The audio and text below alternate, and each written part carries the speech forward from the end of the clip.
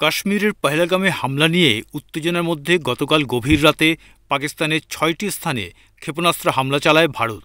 এর জবাবে রাতেই পাল্টা হামলা চালিয়েছে পাকিস্তান। ক্রমশ হামলা তীব্র হচ্ছে, তার সাথে পাল্লা দিয়ে বাড়ছে হতাহতের সংখ্যা। প্রাণ বাঁচাতে ছুটছে শত শত মানুষ। পাকিস্তানে এই সময় চলছে পিএসএল।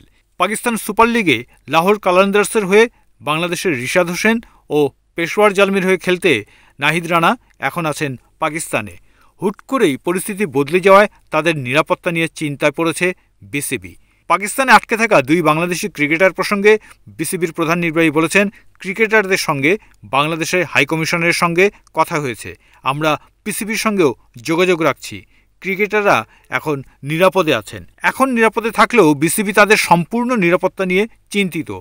তাদের এখনই ফিরিয়ে আনার চেষ্টা করা হবে কিনা জানতে চাইলে বিসিবির প্রধান নির্বাহী বলেন, এটা পরিস্থিতির ওপর নির্ভর করবে। এবারের পিসিএলে ৫ ম্যাচে মাঠে নেমেছিলেন রিশাদ হোসেন, পেয়েছেন ৯ উইকেট। জিম্বাবুয়ের বিপক্ষে প্রথম টেস্ট খেলে পাকিস্তান গেলেও এখনও মাঠে নামতে পারেননি পেসার নাহিদ রানা। এ মাসেই পাকিস্তানের বিপক্ষে ৫টি টি-২০ ম্যাচ খেলতে দেশটিতে যাওয়ার কথা রয়েছে বাংলাদেশের। এই জন্য মিরপুরে ৩ দিন ধরে প্রস্তুতিও চলছে। এই সিরিজটি শেষ পর্যন্ত হবে কিনা বা কোথায় হবে তা নিয়েও সংশয় দেখা দিয়েছে। বিসিবির প্রধান নির্বাহী জানিয়েছেন, এ বিষয়ে এখনও কোনো সিদ্ধান্ত নেননি তারা।